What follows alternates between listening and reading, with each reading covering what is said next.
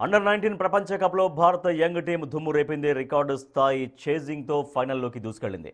నిన్న Harare sports club వేదికగా జరిగిన రెండో సెమీఫైనల్లో ఆఫ్ఘనిస్తాన్పై 7 వికెట్ల తేడాతో ఘన విజయం సాధించింది.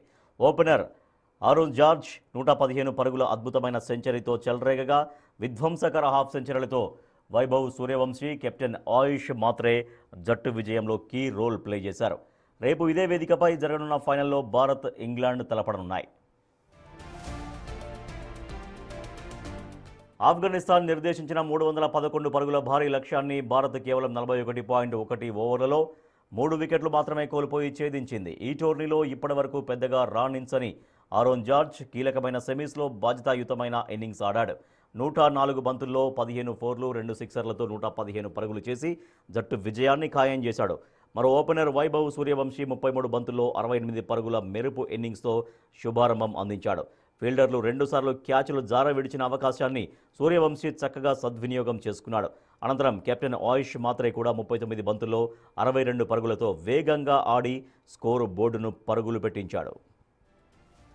అంతకుముందు టాస్ గెలిచి బ్యాటింగ్ ఎంచుకున్న ఆఫ్ఘనిస్తాన్ నిర్ణీత 50 ఓవర్లలో 4 వికెట్ల నష్టానికి 310 పరుగుల భారీ స్కోరు సాధించింది. ఫైసల్ షినోజోడా 93 బంతుల్లో 110, ఉజైరుల్లా నియాజీ 86 బంతుల్లో నాటౌట్గా 101 పరుగుల అద్భుత సెంచరీలతో కదం తొక్కారు. వీరిద్దరూ మూడో వికెట్కు 148 పరుగుల కీలక భాగస్వామ్యాన్ని నెలకొల్పారు.